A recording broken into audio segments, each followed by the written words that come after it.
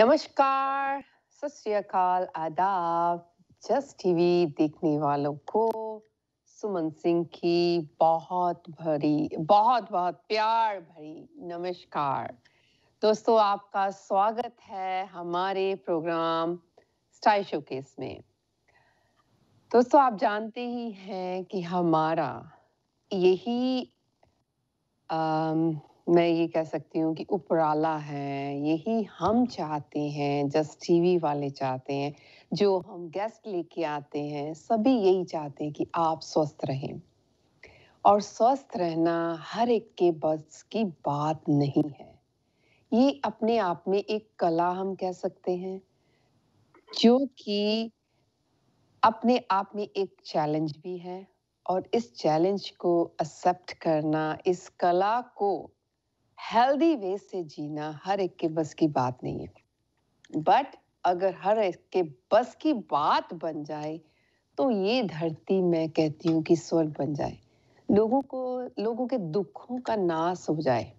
अगर दुखों का नाश होता है तो हम सभी खुश रहेंगे, एक दूसरे से खुश होकर बातें करेंगे, घुल मिल कर रहेंगे, जेलसी खत्म हो जाएगी। क्योंकि ये चीजें तभी आती हैं जब हमारा मन, तन, सोल हेल्दी नहीं होती। तो इन चीजों को हेल्दी करने के लिए हमें भी अपने आप में स्ट्रिक्ट होना पड़ता है। अपने आप में एक चैलेंज एक्सेप्ट अगर हम कर लें कि yes, I have to do it, I have to make myself, keep myself healthy. तो अगर ये बातें आ जाए ना तो मजा ही अलग है जिंदगी जीने का। एक घर में अगर एक सदस्य, एक परिवार में सिक है, चाहे हेडेक क्यों ना हो, तो सारे परिवार की खुशियां धीरे धीरे डाउन होती जाती हैं। चाहे वो हेडेक है, चाहे एनी ऑफ हेल्थ इशू है, थोड़ी बॉडी एक होने शुरू हो जाए तो तभी हम घर को सर पर उठा लेते हैं। तो क्यों ना हम ट्राई करें अपने आप को अच्छी सेहत देने के लिए, हेल्दी होने के लिए प्रण करें। तो ये चीजें जो है हम हमारे डॉक्टर सोनम कपूर जी, जो कि नेचुरोपैथी में अपने आप में बहुत एक एक्सपर्ट डॉक्टर है और जिनका दावा भी है कि अगर किसी को कोई प्रॉब्लम है, दवाइयों के बिना वो उस प्रॉब्लम को ठीक कर देगी। बट वो तो ठीक करेगी, ठीक होना हमारे बस में है। अगर हम चाहें तो हो सकते हैं स्ट्रॉन्ग विल के साथ। तो चलिए पहले मिलते हैं डॉक्टर सोनम कपूर जी को। नमस्कार डॉक्टर साहब। नमस्कार। नमस्कार सुमन जी, नमस्कार। कैसे हैं आप? बहुत सभी अच्छे हैं। श्रोताओं को, सभी व्यूवर्स को भी मेरा प्यार भरा नमस्कार। Thank you. हमारे व्यूअर तक तो पहुंच ही गया होगा। तो डॉक्टर साहब, जी। जैसे अभी हमने ये शुरू किया हुआ है कि how to live healthy life, अपनी जी। जिंदगी, रोजाना जिंदगी को हम तंदुरुस्त हेल्दी कैसे रखें। तो कल जी। हमने एंजाइटी, डिप्रेशन, अपनी नेगेटिव सोच, इन चीजों के बारे में हम बात कर रहे थे। तो तभी हमारा टाइम की प्रॉब्लम है। प्रॉब्लम क्या कह सकते हैं कि टाइम इतना लिमिटेड होता है कि पूरी तरह से खुलकर बात नहीं हो पाती। तो आज आप बताइए कि जी। Should we continue the same जी। और हम आज जी। कोई और जी सुमन जी, यही करेंगे क्योंकि इसमें क्या है, हमें अपने आप को कैसे समझना है। जी हम एंजाइटी के बारे में बात कर रहे थे, हम डिप्रेशन के बारे में बात कर रहे थे, हम लाइफस्टाइल के बारे में बात कर रहे थे। हम चाहते हैं कि हमारा जो भी देखने वाले व्यूवर्स हैं या जो भी अपने घर में रहते हैं, उन्हें मालूम नहीं है कि हम डिप्रेशन में आ गए हैं, जी उन्हें मालूम नहीं है कि हम एंजाइटी में आ गए। तो मैं आज ये बताती हूँ कि उनको कैसे पता चले कि हम डिप्रेशन में चले गए। आधे अभी तक देखा जो मैंने है को किसी भी, चाहे वो किसी भी बीमारी से चाहे वो स्ट्रेस रिलेटेड। है उनको मालूम, हाँ, चाहे वो थायराइड है, चाहे डायबिटीज है, चाहे बीपी है, चाहे एस्थमेटिक है, या उनको फाइब्रोमाइल्जिया है या उनको आरए फैक्टर पॉजिटिव है, यानी कि रेमिटाइटिस अर्थराइटिस है, या उनको किडनी की कोई प्रॉब्लम है, या उनको लीवर फैटी लीवर की प्रॉब्लम क्यों नहीं है। तो मतलब बहुत सारी मल्टीपल प्रॉब्लम जो है ना, उसमें अगर वो मेडिसिन ज्यादा लेते हैं तो नेचुरली वो डिप्रेशन में जाते ही जाते हैं, क्योंकि उनके साइड इफेक्ट्स होते हैं। उनको जी। खुद को नहीं पता चलता कि हम कितने बड़े उसमें पड़ रहे हैं, ये दवाइयों के साइड इफेक्ट्स में हम कितने बड़े उसमें जाल में फंस गए हैं, क्योंकि हम्म। लाइफ टाइम तक हमें दवाइयां लेनी पड़ती हैं जी, जी। समझे। तो उनके जो साइड इफेक्ट्स हैं उनको उनको मालूम नहीं। तभी तो गूगल में काफी कुछ आ गया, लोगों को इसके बारे में पता भी चलता है। अगर कोई इंटेलिजेंट है जो जो लंबे टाइम से दवाई लेता है, पहले तो मैं ये कहूंगी कि जिन जो दवाइयां लेते हैं, सिर्फ एक ही क्वेश्चन है उनसे कि आप एंजाइटी की दवाइयां लेते हैं या आप डिप्रेशन की दवाइयां लेते हैं या इंसोमिया की दवाइयां लेते हैं, आपको नींद नहीं आती है, आप नशे, वो एक एडोर्फिन की दवाई होती है जो कि जिसमें केमिकली नींद आने की दवाइयां होती है, जो जब वो लेते हैं तो एडिक्ट हो जाते हैं, बॉडी एडिक्शन हो जाती है उसकी। तो हम्म। वो जब वो लेंगे तो नींद आएगी, और नींद आने के साथ साथ सुमन जी वो सारा दिन इरिटेट होते रहते हैं, सारा दिन उनको नशा सा छाया रहता है कि अब सो जाए। जब वो सोने लगेंगे नींद नहीं आएगी दिन में, रात हम्म। को सोएंगे और वो जो पीरियड लिमिटेड पीरियड होता है, जो उनकी नेचुरल नींद होती है, उसको जो उन्होंने डिस्टर्ब किया होता है, वो दवाइयों के असर से इतना वो खराब हो चुकी होती है कि नेचुरल नींद उनकी आनी बंद हो जाती है। जी। और सारी रात वो एक के से दो गोली, दो से फिर ज्यादा तीन, ऐसे बढ़ती चली जाती है, लेकिन दवाइयां लाइफ टाइम तक नहीं छूटती। इसका सबसे इजी है मेडिटेशन। एडोर्फिन लेवल बढ़ाने के लिए कुछ पॉइंट्स होते हैं हमारी बॉडी के अंदर, उनको प्रेस करना, जिससे कि हमारी बॉडी का एडोर्फिन लेवल बढ़ने लगे। अपना खाना पीना थोड़ा सा चेंज करना होगा, नाइट में जल्दी खाना होगा, यानी कि लेट नाइट कोई 9-10 बजे खा रहा है और खा के इमीडिएट सो जा रहे हैं, तो वो नहीं पॉसिबल। उससे उससे आपका डाइजेस्टिव सिस्टम भी खराब होगा। और उसके बाद अगर आप उसके साथ ही दूध पी लेते हैं, ये मैं बहुत बड़ी बात बता रही हूँ कि जी। जो नमक के साथ दूध ले लेते हैं उसके लीवर पर नेगेटिव इफेक्ट पड़ता है। ओ। हाँ, हम नमक के साथ दूध नहीं देते हैं। कई लोग खिचड़ी में डाल के दूध ले लेते हैं, डाल के और वो पीते हैं, खाते हैं, खीर के साथ नमक लेते हैं। तो एक स्वीट डिश के कारण हम जैसे कि कहते हैं कि उसको थोड़ी देर बाद लो। फ्रूट भी खाना खाने से पहले लो, बाद में मत लो। टाइम टू टाइम अपना लंच, डिनर और ब्रेकफास्ट करें, और जिससे कि आपकी बॉडी को टाइम मिल जाए डाइजेस्ट करने का। और जब वो डाइजेस्ट कर ले, और वैसे भी हम दूध खाना खाने के 2 घंटे बाद ही देते हैं, साथ जी। में कभी नहीं देते। जी। जैसे डॉक्टर साहब आपने अभी वो मेडिसिन के बारे में बात की कि वो नींद देती है, और नींद जी। का रूटीन, नेचुरल नींद हमें आनी भूल जाती है, तो हम दवाइयों के असर से ही अपनी नींद लेते हैं, क्योंकि दवाई इतनी स्ट्रांग होती है। उसमें मैं एक और बात अपने व्यूअर्स को बता दूं कि ये जो दवाइयां हम लेते हैं नींद वाली, इससे हमारा ब्रेन जो है वो काम करना हट जाता है। ठीक है ना इस बात? जी, ये तो बिल्कुल, हमारे बिल्कुल सही। ब्रेन की सोच खत्म, धीरे-धीरे खत्म होती जाती है। तो जब तक जी, हम दवाइयों से छुटकारा पाना चाहते हैं, तब तक हमारी बॉडी और खराब हो जाती है। एक जी, प्रॉब्लम होने की वजह से हम उसके साथ हंड्रेड्स ऑफ प्रॉब्लम साथ में लाते हैं। तो बिल्कुल सही। दवाइयाँ तो वैसे भी डॉक्टर साहब, मैंने शो में बहुत बार बोला है कि चाहे वो हेडेक की दवाई क्यों ना हो, हमें राइट। अपनी नेचुरल वे से अपने आप को ठीक करना है, ना कि थोड़ी-सी प्रॉब्लम आई और अटेनोल ले लो, एडविल ले लो, मोट्रिन ले लो, एनी ऑफ, मेरा किसी दवाई के साथ वो पर्सनल वो नाता नहीं है। मैं जनरल बात करती हूँ कि कोई भी एस्प्रिन है, आई मीन पेन किलर कोई भी हो, तो टेम्परेरी वो आपको इफेक्ट करती है, आपको पेन रिलीफ देती है, बट परमानेंटली नहीं। जी डॉक्टर साहब। जी, ये इम्यूनिटी को भी कहीं किसी हद तक कम करती है, बिल्कुल। Painkiller. जी। जी। और इसलिए मैं तो बार-बार कहूँगी, क्योंकि हमने आपस में यही डिस्कस किया है कि हम सबसे पहले बीमारियों के साथ-साथ हम ऐसी चीज़ों की बातें करें जो कि पॉसिबल है हर इंसान के बस में है अपने आप बस को में ठीक है। करना। सच जी। बोल रही हूँ मैं सुमन जी, क्योंकि मेरा काम जो है सच्चाई पर आधारित है। मैं ये नहीं कहती हूँ कि आप मेरे से ट्रीटमेंट लें, मैं तो ये कहती हूँ आप ट्रीटमेंट ही ना लें।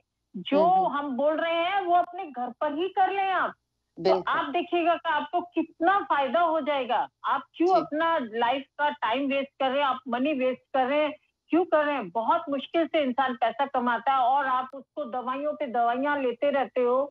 ऐसा लेते हैं, मैंने तो सुमन जी ऐसा देखा है कि सुबह-सुबह खाली पेट जो नाश्ता करना होता है इंसान को और 15-15, 20-20 गोलियों का इतना बड़ा उन्होंने बॉक्स बनाया होता है, हाथ में उसी के गोलियों के नाश्ता कर रहे होते लोग, क्योंकि एक एज डॉक्टर में जा साहब अगर देखा जाए 10 गोलियां ले लेंगे, बट 10 मिनट उनको अपने ऊपर स्पेंड करने के लिए टाइम नहीं है। इजी राइट, है ना, गोलियां स्वॉलो कर ली, धीरे धीरे असर हो, हाँ, अच्छा हो बैड हो। हमारी जो सोच है ना उसमें ये है कि मैंने दवा ले ली है, I am gonna be feeling fine, मैं जी, ठीक महसूस कर रही हूँ, चाहे ये उसका असर बुरा पड़ रहा है आपकी बॉडी पर। बट राइट, अगर हम एक्सरसाइज, योगा या इवन वॉक जो है घर में भी तो करते हैं, अगर 10 मिनट बाहर निकलकर अच्छी हवा लें, अच्छी तरह से वॉक करें और फील फ्री, लाइक कि अपने आप को यही फील करें कि यस, आज मैंने 10 मिनट वॉक की है, मेरे अंदर एक क्लीन ऑक्सीजन गई है, बहुत सारी चीजों को मैं बाहर फेंक के आई हूँ, तो क्यों नहीं उसका असर होगा? अच्छा असर होगा और दवाइयों से ज़्यादा जल्दी होगा। तो डॉक्टर साहब बिल्कुल, अभी हम ले लेते हैं एक ब्रेक, तो ब्रेक के बाद दोस्तों जी। इसी टॉपिक पर हम बात करेंगे। अगर आपको भी कोई क्वेश्चन है, डू कॉल अस 8443241300 पर। तो हम लेते हैं एक ब्रेक। स्वागत है आपका ब्रेक के बाद प्रोग्राम स्टाइल शोकेस में। तो दोस्तों हम बात कर रहे हैं डॉक्टर सोनम कपूर, जो कि नेचुरोपैथी में बहुत ही एक्सपर्ट हैं। How to live healthy life. Every day हम कुछ ना कुछ नया हेल्दी लाइफ के बारे में बात करते हैं कि कौन कौन सी चीज़ों का हमें ध्यान रखना है रेगुलर लिविंग के साथ साथ। जी डॉक्टर साहब, हम बात कर रहे हैं अभी एंजाइटी की, मेडिसिन्स की, तो आगे आप क्या कहना चाहेंगे? मैं सुमन जी इतना ज़रूर कहूँगी कि सेल्फ एनालाइज़ कर लें कि कहीं जी। न कहीं आपको डिप्रेशन तो नहीं है। जी। डिप्रेशन मीन्स रातों को नींद नहीं आना, राइट? एक तो ये सबसे बड़ा साइन होता है डिप्रेशन का। जी। और इमीडिएट इमीडिएट उदास हो जाना और जी। इमीडिएट डर जो भय जो है, भय की जो टेंडेंसी है, उनको बार-बार उठ के आना मन में। हम्म। इनसिक्योरिटी की भावना आ जाना। हम हम्म। शायद क्या होगा? अरे मतलब ये हो गया। चाहे फॉर एग्जांपल बच्चा कहीं बाहर गया है तो हाय उसके साथ वो नेगेटिव सोचते हैं। हाय कुछ हो तो नहीं गया, एक्सीडेंट तो नहीं हो गया, कहीं कुछ उसके साथ बैड हैपनिंग तो नहीं हो गई। मतलब वो नेगेटिव पे ज्यादा इफेक्ट डालते हैं और ज्यादा थॉट नेगेटिव ही होती है उनकी। क्योंकि हम्म। इसमें क्या होता है ना, फिर वो अपने आप को इल्यूशन करने लग जाते हैं। हाय अगर मैंने ऐसे कहा होता तो मैं ऐसे तो ऐसे ऐसा ना होता। मतलब वो इतना पास्ट में चले जाते हैं या इतना फ्यूचर में चले जाते हैं कि वो प्रेजेंट में जी नहीं पाते। हम्म। इतना स्ट्रेस लेवल बढ़ा देते हैं। उससे क्या होता है, उनका प्रोलैक्टिन कॉर्टिसोल इम्बैलेंस होता है और फिर कभी भी रोते हैं, कभी भी झगड़ा करेंगे, कभी भी नींद नहीं आएगी उनको। तो उससे क्या होगा कि उनका वो जो अगर अगर वो अपने आप को समझ लें, तो एक सेल्फ एनालाइज हमारा मेडिटेशन में होता है। मेडिटेशन से पहले मैं एक स्टेप पहले का बता रही हूँ, सेल्फ जी। एनालाइज। जी। उसमें क्या होता है सुमन जी कि अगर इंसान अपने आप को ये समझ ले कि मैंने कहीं गलती तो नहीं करी अपने साथ, कहीं मेरा माइंड आउट ऑफ कंट्रोल तो नहीं जा रहा, हम्म। मतलब मैं कहीं ऐसे तो नहीं सोचती जा रही, तो मुझे यहाँ अपने आप को रोकना होगा, जी। स्टॉप करना होगा। अपने हम्म। आप को सेल्फ एनालाइज करने के साथ-साथ आप कहीं न कहीं आप अपने आप को ये समझाएँ कि नहीं, मुझे ये नहीं सोचना है, नेगेटिव में मैं इतनी फँस जाऊँगी कि ये बड़ी-बड़ी बातें आगे मेरे साथ होने लगेंगी, इसलिए स्टॉप। जी। स्टॉप, एकदम स्टॉप। और उसके बाद अपना जो स्पिरिचुअल बॉडी है यानी कि आत्मा, और कहीं ना कहीं अपना ध्यान केंद्रित कहाँ करना है? अपने परमात्मा में, अपने वाहिगुरु में। कोई वाहिगुरु मानता है, कोई अल्लाह मानता है, कोई जो भी अपने गॉड को मानता है, उसको साक्षी मानते हुए और उससे आप एक कनेक्टिविटी जोड़े। जी। जैसे हम मेडिटेशन में कहते हैं आत्मा और परमात्मा के साथ एक समान हो जाए, योग में हो जाए, है ना? योग में होने का मतलब ये है कि आप अपने आप को उस परमात्मा के सहारे छोड़ दो कि हे परमात्मा, क्योंकि आत्मा ही परमात्मा का स्वरूप है। तो वो जो हमारे अंदर आत्मा है वो शुद्ध, शांत और पवित्र है, उसे बेचैन मत होने दो। बेचैन तब होती है जब नेगेटिविटी आती है, जब हम इतना नेगेटिव बातें सुनते हैं। अब महात्मा गांधी ने क्या बोला था कि बुरा मत देखो, बुरा मत सुनो, बुरा मत बोलो। ये 3 चीजें, 3 बंदर बताए थे उन्होंने। लेकिन उन्होंने ये, इसका क्या असर होता है कि इससे नेगेटिव एनर्जी हो जाती है। अगर हम ये सब चीजें करेंगे, नेगेटिव देखेंगे, बुरा देखेंगे तो नेगेटिव हो जाएंगे, बुरा सुनेंगे तो नेगेटिव हो जाएंगे, बुरा बोलेंगे तो रिवर्स हमारे ऊपर आता है। तो ये एक यूनिवर्स पूरे एनर्जी से बना हुआ है। तो इसलिए प्लीज अपने आप को वहीं पे स्टॉप कीजिए। डॉक्टर साहब, अपने जैसे माइंड को भटकने ना दीजिए। हाँ जी, बोलिए। जी, जैसे अभी आपने कहा कि ये पहली स्टेज होती है जब नींद नहीं आती, बुरे विचार आते हैं या नेगेटिव सोच हो जाती है, बिल्कुल पास्ट का सोचते हैं या फ्यूचर का सोचते हैं, प्रेजेंट में हम नहीं जीते। तो अगर ये चीजें किसी और के साथ, लाइक किसी भी पेशेंट के साथ या पर्सन के साथ ये हो चुकी है एंड वो इस चीज को धीरे धीरे और वर्स सिचुएशन में जा रहे हैं, तो उनको कंट्रोल करने का क्या तरीका हो सकता है, स्पेशली फॉर पेरेंट्स या खुद पेशेंट के लिए? जी, बहुत बहुत ही खूबसूरत क्वेश्चन पूछा आपने सुमन जी, क्योंकि वाकई में जब वो उस पड़ाव को पार कर लेते हैं तो हमें एज ए काउंसलर भी, हम जब साइकेट्रिस्ट के हिसाब से या काउंसलिंग देते हैं उनको, क्योंकि हर एक डॉक्टर को काउंसलिंग सबसे पहले इमोशनली काउंसलिंग उसको उसकी मतलब मेंटली स्टेटस को समझते हुए देना चाहिए। ये सबसे पहला एक उनका, क्योंकि एक कनेक्टिविटी जुड़ती है आपस में। जी जी। तो पेशेंट के साथ एक कनेक्टिविटी होनी बहुत जरूरी है। समझो कि मानो कि कोई पेशेंट है और वो उस पड़ाव से पार हो गया है, तो सबसे पहले तो उसकी बातों को सुनना बहुत जरूरी है जी, कि वो क्या कहना चाहता है, उसके मन में क्या चल रहा है, उसके दिमाग में क्या चल रहा है। जी। सॉरी। तो जब वो अपनी बातें खोलता है तो उसका कनेक्शन किसके साथ है? उसके घर के कौन से उसके रिश्ते वाले के साथ है, या उसके हस्बैंड के साथ है, या उसकी वाइफ के साथ है, या बेटे के साथ है, या बेटी के साथ है, या मदर के साथ है, या फादर के साथ है, किसके साथ है? तो उनको अलग अलग काउंसलिंग दी जाती है। फिर सबको एक साथ अलग अलग बिठा के उनके साथ हम बात करते हैं कि देखो इनको ये प्रॉब्लम है, तो आपको यहाँ ऐसे उनको थोड़ा पैम्पर करना होगा। उनको एक काउंसलिंग देने के साथ साथ उनको एक कनेक्टिविटी जोड़वाते हैं आपस में, कि आप साथ में बिठाते हैं उनको, हम साथ में बिठाते हैं। साथ में बिठाने के बाद फिर हम उनको एक दूसरे की बातों के साथ उनको एक इंटरनली हम जो कनेक्शन होता है आपस में जुड़वाते हैं, और उनकी बात को उनसे अलग से बोलते हैं कि मानिए आप, ताकि नहीं तो ये पेशेंट बिगड़ जाएगा। और उनको बोलते हैं आप इनको सॉर्ट आउट करो आपस में ही बैठ के प्यार मोहब्बत से, जो कि कभी कभी हमने देखा पेशेंट बताता ही नहीं है। कभी कभी पेशेंट खुल के बताता ही नहीं है, तो हमें भी थोड़ी मुश्किल हो जाती है कि हम इसको हम पूछते रहते हैं, दूसरों से पता चलता है। अब दूसरों से पता चलेगा तो पेशेंट के सामने जब हम बात रखते हैं तो वो अनईजी फील करता है।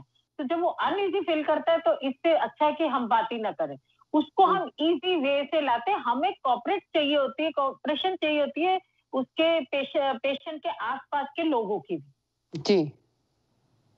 अकेले पेशेंट से कुछ हमें नहीं हो पाता है। हम उसके साथ बातें करते हैं, उसकी प्रॉब्लम को सॉर्ट आउट करते हैं, लेकिन घर में तो उसको रहना है।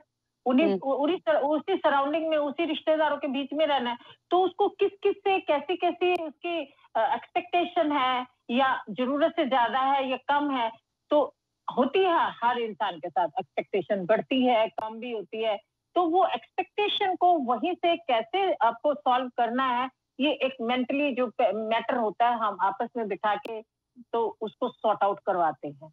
और जब पेशेंट फिर वो खुश होता है कि ये मेरी प्रॉब्लम दूर होगी, उसको समझाते हैं, जब वो अंडरस्टैंड करता है, तो वो देखिए धीरे धीरे धीरे धीरे अपने आप को समझने लगेगा, और धीरे धीरे उसकी एंजाइटी ऑटोमेटिकली चली जाएगी। जी। गुत्थियां उसके दिमाग में जो बुनी होती है एक वेब की तरह, वो पूरी की पूरी खुल जाती है। जो डॉक्टर साहब अभी मिसअंडरस्टैंडिंग होती है। जी जी, अभी हम ले लें एक ब्रेक, तो ब्रेक के बाद बिल्कुल। दोस्तों फिर इसी टॉपिक पर हम बात करेंगे।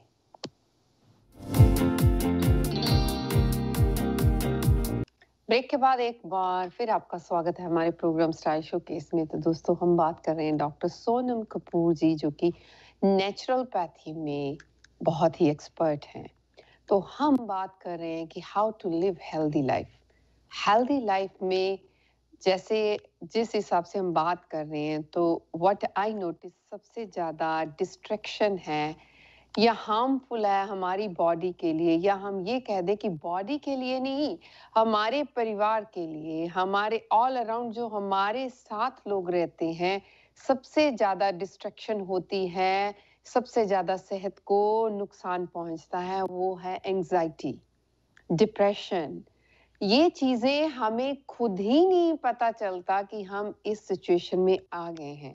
परिवार के सदस्य सम टाइम ये सोचते हैं कि मेरा हस्बैंड चुप रहता है, या मेरी वाइफ चुप रहती है, या सम टाइम रोने लगती है, या सम टाइम हंसने लगती है, या मेरा बच्चा जो है रूम से बाहर नहीं निकलता, या चुप रहता है, ऐसे रहता है, बात करना नहीं चाहते। ये चीजें सारे जो सिम्टम्स हैं, ये है एंजाइटी के, डिप्रेशन के। राइट।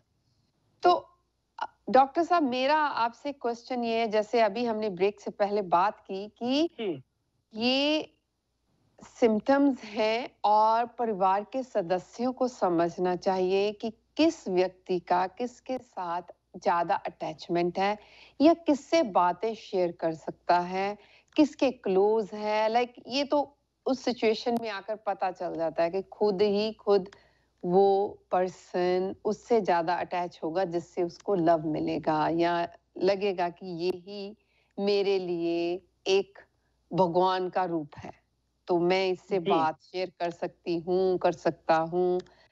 तो सम टाइम ऐसा भी मैंने फैमिलीज में देखा है या सुना है कि वो जो डिप्रेशन वाला पर्सन है, पेशेंट है, एंजाइटी वाला है, वो किस लाइक सम टाइम कुछ लोगों से चिढ़ता है कि ये बंदा मेरे सामने नहीं आना चाहिए, या मुझे इसकी कंपनी, या स्पेशली जब एक परिवार में हम रहते हैं, कोई सदस्य ऐसे हों जो वैसे लोगों को इरिटेट करते हैं। इस हालात में हम ये भी नहीं कर सकते कि उस फैमिली मेंबर को फैमिली से बाहर निकाल दें, या जो डिप्रेशन में है उस व्यक्ति को हम कहीं बाहर ले जाएं। इस सिचुएशन में क्या करना चाहिए? जी, देखिए सुमन जी, क्या होता है कि अगर उस पेशेंट ने दवाइयां बहुत खाई हैं एंजाइटी की, जी। या खा के छोड़ दी हैं, जी। तब वो ऐसी सिचुएशन में आता है। ओह। हाँ, खा के छोड़ने के बाद तो 100% ऐसी सिचुएशन में आता है।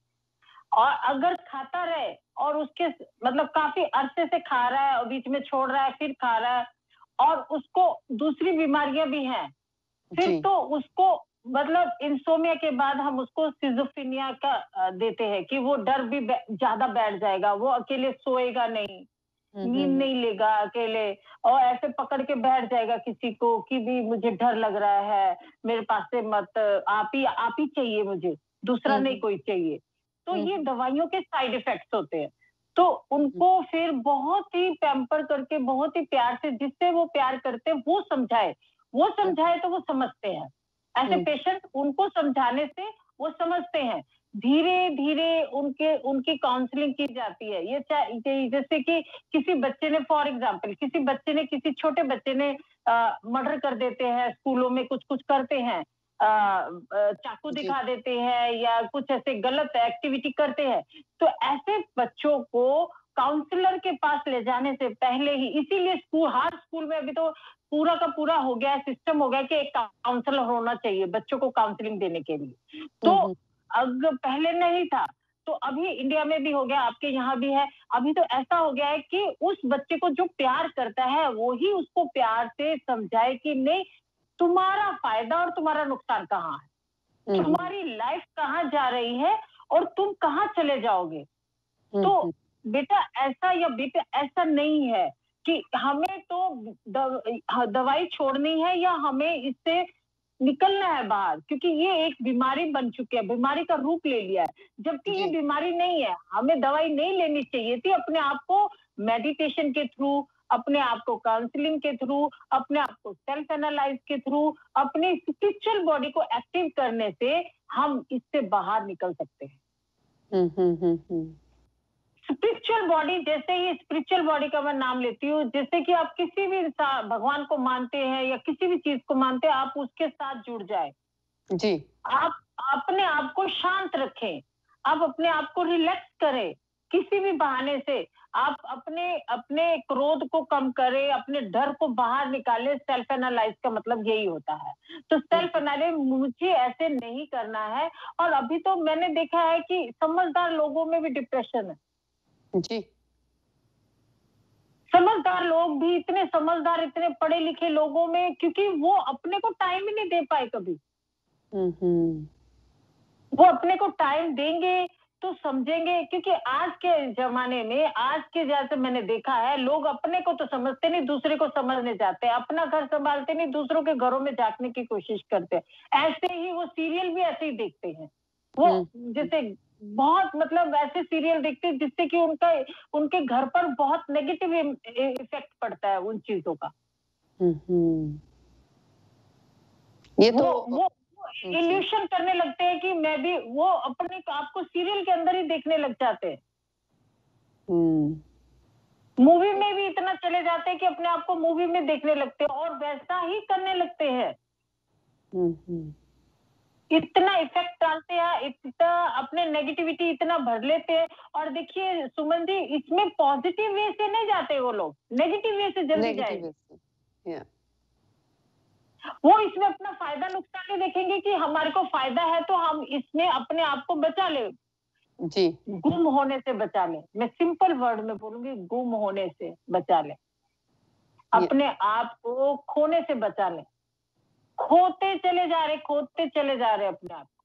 तो वहां पर स्टॉप करें और अपने आप को सेल्फ एनालाइज करें, मेडिटेशन करें, स्पिरिचुअल रहें और सबसे प्यार से बात करें, गुस्सा छोड़े, बड़ों का कहना थोड़ा सा माने, क्योंकि बड़े माँ बाप कभी भी अपने बच्चों का बुरा चाहेंगे? बताइए, कौन चाहेगा? कभी भी नहीं, कभी भी नहीं। तो अपने माँ बाप को समझे बच्चे, और माँ बाप भी अपने बच्चों को समझे, तो जाकर के ये बात बनती है। अगर एक हाथ से ताली नहीं बनती, बजती दोनों हाथों से बजती है ताली। I agree.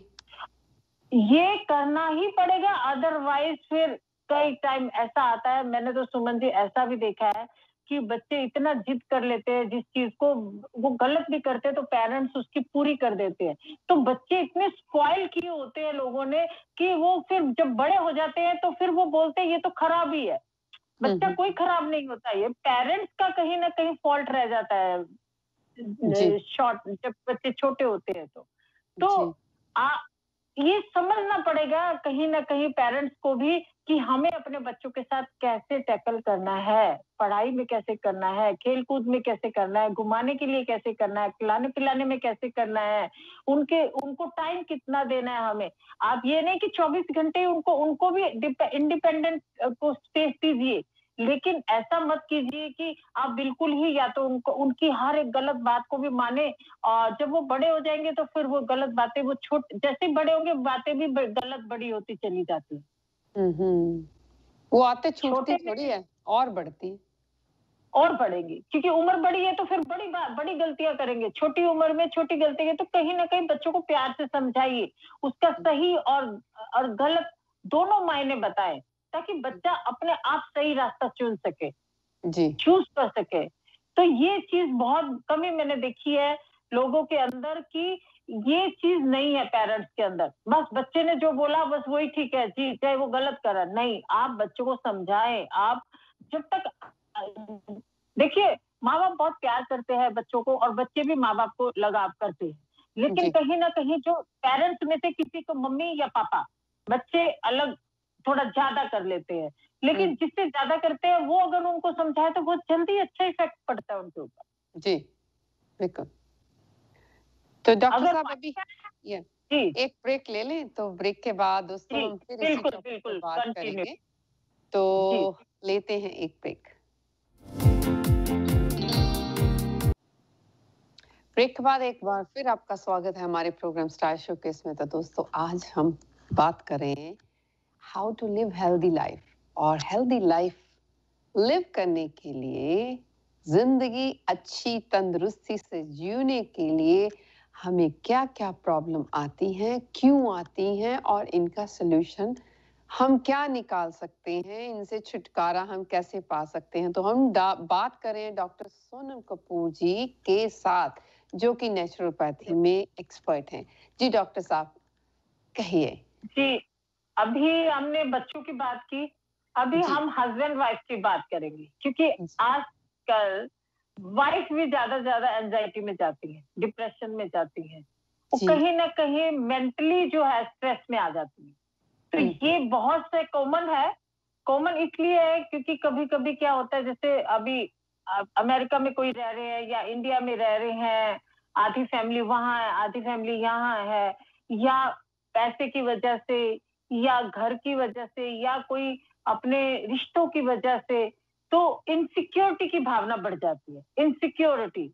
जी, तो वो जो इनसिक्योरिटी के कारण ही डर आ जाता है। मैंने फिर भी पहले भी बोला कि जब इनसिक्योरिटी की भावना और डर ये दोनों मिलके एंजाइटी और डिप्रेशन का कारण बनते हैं। डिप्रेशन थोड़ा सा अलग होता है, उसमें क्या होता है सुमन जी की इनबैलेंस ऑफ इमोशनल जो हमारे सेल्स होते हैं वो इनबैलेंस हो जाते हैं। हम्म, जैसे कि हाँ जी, जैसे कि दो माइंड होते हैं, एक राइट और एक लेफ्ट। तो हमारा राइट माइंड लेफ्ट बॉडी से कनेक्टेड है और लेफ्ट माइंड जो है राइट बॉडी से कनेक्टेड है, तो क्रॉस कनेक्शन होता है ऐसे। हम्म, जी, जी, तो अभी देखिए, अभी मैंने बोला कि ये क्रॉस कनेक्शन जो होता है तो लेफ्ट साइड में नेगेटिव एनर्जी होती है, जैसे कि गुस्सा है, ईर्ष्या है, जेलस जो होती है, ये नेगेटिव एनर्जी के लिए होता है। ये हम्म, राइट, लेफ्ट और राइट दोनों माइंड बैलेंस होने चाहिए। जैसे कि दो नोस्ट्रिल है तो राइट नोस्ट्रिल का कनेक्शन लेफ्ट से है, और लेफ्ट लेफ्ट माइंड से है, और लेफ्ट का कनेक्शन राइट माइंड से है। तो ये हम्म, भी ऐसे क्रॉस कनेक्शन है, तो इसीलिए ये गर्म, तो ये गर्म, ये ठंडा, तो ये ठंडा, दया है, प्यार है, ये सब अच्छी चीजें यहाँ पर है। तो देखो, जैसे ही हमके गुस्सा होता है तो ये राइट हैंड ही उठता है, हम्म, क्योंकि इसका कनेक्शन इससे है, हार्ट से, ऐसे ऐसे, जी, और इसका हार्ट से है। ये यहाँ पर प्यार है, अच्छी अच्छी चीजें यहाँ पर है, और ये यहाँ नेगेटिव चीज। तो इसका बैलेंस, जो बैलेंस, इसको इमोशनल इनबैलेंस बोलते हैं। तो जी, ये जो डिप्रेशन होता है वो इमोशनल इनबैलेंस के कारण होता है। हम्म, बहुत ज्यादा एक्सेस लव हो गया, बहुत जी, ज्यादा एक्सेस, मतलब बहुत एक्सेस हो गया हर चीज।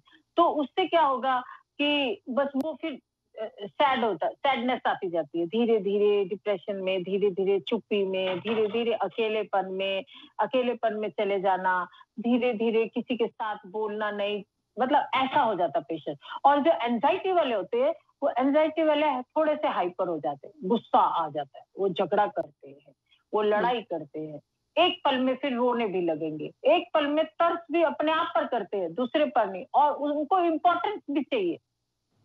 हम्म, एंजाइटी वालों को इम्पोर्टेंस भी चाहिए, एंजाइटी वालों को कभी कभी तो मैंने ऐसा भी देखा है कि उनको कुछ भी ठीक है, वो नॉर्मल है, लेकिन वो दिखाने के लिए कि मेरी तरफ अट्रैक्ट हो, मुझे इंपॉर्टेंस मिलनी चाहिए, तो वो कुछ ना कुछ ऐसा कर देते हैं कि सारे फिर आ जाएंगे उसके, हाय क्या हुआ क्या हुआ। ओ, मतलब एंजाइटी के पेशेंट जी ऐसे भी होता है। सिम्टम इसके ऐसे भी होते हैं। वो भूल जाता है ना कि अब मुझे कैसे करना है, क्या है। तो बस उसको जो जैसा ही दिखता है माहौल, वो अपने आप को अट्रैक्ट करने के लिए मेरी तरफ अट्रैक्ट हो करके वो कुछ ना कुछ ऐसा भी करते हैं, कर्म करते हैं। तो यानी कि मेरी इसमें बात मानी जाए, तो उसके हाँ, लिए वो और रिएक्शन एक्शन ध्यान उस वे से ध्यान करते दी हैं कि जाए, हाँ, मेरी तरफ ध्यान जाए, जी, मेरे को इम्पोर्टेंस मिलनी चाहिए। तो ये भी एक एंजाइटी वालों का रहता है। तो सिम्पटम है, दोनों में बड़ा सिम्पटम ही है। फर्क है थोड़ा सा, लेकिन दोनों में मेडिटेशन बहुत जबरदस्त काम करता है, बहुत ही जबरदस्त काम करता है, एंजाइटी में भी और डिप्रेशन में। क्योंकि हुँ, डिप्रेशन के बाद ही एंजाइटी आती है। हुँ, पहले आदमी इमोशनल इम्बैलेंस हो जाता है, और वो कोई बीमारी है ही नहीं। मैं तो इसको बीमारी नहीं मानती हूँ सुमन जी। ये बस थोड़ा सा वक्त अपने आप को दे और बातों को समझे और जाने, और फिर अपने आप को पाए। अपने आप को जी, पाना, इस संसार में सबको खुश रहने का हक है। मैं तो ये चाहती हूँ परमात्मा, हम तो ये हर पल हर घड़ी ये चाहते हैं कि जितने भी दुनिया में लोग हैं सब खुश रहे, और किसी को ये छू के भी ना जाए, चाहे वो डिप्रेशन में ना जाए, और वो अपने आप को स्ट्रेस फ्री रखे। दुनिया में क्या लेके आए थे, अगर वो ये समझ लेंगे इस बात को क्या लेके जाना है, तो वो थोड़े से ही खुश रहेंगे, जी, बिल्कुल। तो डॉक्टर साहब जैसे थोड़े अभी से खुश आपने रहेंगे। कहा था कि हस्बैंड-वाइफ में, जिसमें जी, वाइफ ज़्यादा सफ़र करती है और जी, रिलेशंस की वजह से, चाहे वो किसी के साथ है या पैसे की वजह से या फैमिली में इतने रिलेशन इन-लॉज़ के होते हैं या जी, फिर हम ये भी कह सकते हैं कि वाइफ के पेरेंट्स के रिलेशन, यानी किसी ना किसी वजह से घर में तनाव और तनाव जी, आता राइट। है, देन वाइफ उस उसी की वजह से डिप्रेशन में चली जाती है या एंग्जायटी में चली जाती है। तो उस हालत में कैसा माहौल, कैसी सिचुएशन हम क्रिएट करें कि ताकि वो पर्सन इस माहौल से बाहर निकले? जी, बहुत अच्छा क्वेश्चन है ये सुमन जी, क्योंकि अगर वो वाइफ हाउस वाइफ है, जी, तब उसको थोड़ा सा टाइम लगता है, क्योंकि वो उसकी बाहर नहीं सराउंडिंग जो जाती। है बच्चों में है, बाहर जाना नहीं है। और वो इतनी खो जाती है अपने बच्चों में, और अब इतना खो जाती है, उनको फिर फ्यूचर ही प्लान करने लग जाती है छोटी सी उम्र में। इनको ये बनना है, इनका क्या होगा, अभी ये नहीं है, अभी वो नहीं है। तो ये सारी चीजें एक काउंट करती हैं। दूसरी जी, बात, अगर वो हाउसवाइफ नहीं है, बाहर जाती है, तो वो बाहर जाने वाली जो जॉब जॉब करती हैं लेडीज, वो कम होती हैं डिप्रेशन में। हुँ, हुँ। हाउसवाइफ ज्यादा होती हैं। क्योंकि घर में ही इसीलिए गुट कर रहना और किसी से बात नहीं जी, करनी, सभी फैमिली मेंबर्स बाहर काम के लिए चले जाते हैं, जब आते हैं तो वो सारा दिन सोच-सोच कर, खाना बनाकर या बच्चों की केयर करके, फिर उसी हालत में होती है कि अभी सभी आएँगे तो मेरे साथ तो वैसा ही फिर नोबडी कैन एप्रिशिएट इट। ये सबसे डॉक्टर साहब मैंने ये भी देखा है कि एक हाउसवाइफ को नॉर्मली एप्रिशिएट नहीं किया जाता। नहीं किया जाता, राइट। हर एक यही सोचता है कि इसकी तो ड्यूटी है। सारा दिन हम्म, भूखी रहे, काम करे, बच्चों की केयर करे, हस्बैंड की करे, सफाई करे, चाहे घर में काम वाले लगे भी हों, तब भी हाउस वाइफ की बहुत सारी रिस्पॉन्सिबिलिटी होती है। राइट, और बिल्कुल। एट द एंड जब खाने का टाइम होता है तो वाइफ उठ-उठ कर सबको करती है कि ये तू खा ले, ये कर ले, वो कर ले। आई मीन उसको कभी किसी ने सराहा नहीं है। तो मुझे लगता है ये भी सबसे बड़ी एक प्रॉब्लम है। बिल्कुल, ये ही कारण है सुमन जी, ये भी कारण है, और ये ही कारण है। और एप्रिशिएट करना बहुत जरूरी है। और वो भी उसको, बच्चों से ज्यादा उसका हस्बैंड करे ना उसको अप्रिशिएट। तो बिल्कुल। वो बस समझो कि वो तो समझो भागो बाहर हो जाएगी, क्योंकि वे हुँ, मेरे हुँ। हस्बैंड ने मेरे लिए ये 2 वर्ड बोले। तो वो और उत्साह से और एनर्जेटिक होके और करेज होता है उसको कि मैं करूं, क्योंकि मुझे 2 वर्ड जो है मिलेंगे, मीठे सुनने को मिलेगा कि हाँ तुम ये करती हो। तो ये चीजें कहीं ना कहीं खलती हैं लेडीज को। दूसरी बात है कि अगर उनको सुमन जी थोड़ा सा भी टाइम मिलता है ना, उनका भी यही रहता है कि जाके गप करती हैं ना, जो टैकेटिव होती हैं, वो भी नेगेटिव करती हैं। फिर वो आपस में मिल भी जाती है ना, तो एक दूसरे के इन-लॉज की या एक दूसरे की बीमारियों अपने की दुखों या का रोना रोना, यही रोना, कह सकते बस हैं। या बस वो, डॉक्टर क्योंकि साहब, वो इसमें खुशी। मैंने एक और भी बात देखी देखी कह सकती हूँ कि जो समझी है, मैं डॉक्टर तो नहीं हूँ, जी, बट काफी इन चीजों का देखती हूँ, सोचती हूँ, रिसर्च करती हूँ। समटाइम ऐसा होता है कि अगर हस्बैंड इस सिचुएशन से गुजर रहा है, तो फैमिली की सारी सपोर्ट होगी, वाइफ की सबसे ज्यादा होगी, और फैमिली बाकी बाल बच्चे जो भी हैं, इन लॉज हैं, सबकी ज्यादा होगी जी, उस बंदे को ठीक करने के लिए। और राइट, अगर वाइफ को यही प्रॉब्लम आ जाती है, तो क्या रिएक्शन होता है कि इसका तो यही हालत है, ये तो ऐसे ही रोती राइट, रहती है, ये तो ऐसे ही करती है। बट कोई ये नहीं जान पाता कि इसकी इंटरनली प्रॉब्लम है क्या, क्यों ये ऐसा रिएक्ट करती है, ये ऐसी तो नहीं थी, बहुत राइट, बबली थी, हंसमुख थी, अब धीरे-धीरे ये सीरियस क्यों हो रही है? इसको रोना क्यों आता है? इसका पीछे का, इन चीज़ों का कारण क्या है? कारण वाइफ क्या है? या राइट, वाइफ को ये अटेंशन बहुत कम मिलती है, जितना मैंने देखा है। तो डॉक्टर साहब, अभी इसी टॉपिक को हम फिर कंटिन्यू करेंगे नेक्स्ट एपिसोड में, तो अभी समय इजाजत नहीं देता। तो दोस्तों, हम लेते हैं आपसे भी इजाजत। Thank you so much doctor साहब for giving us thank you Suman ji, thank you, good thank you, information to our viewers.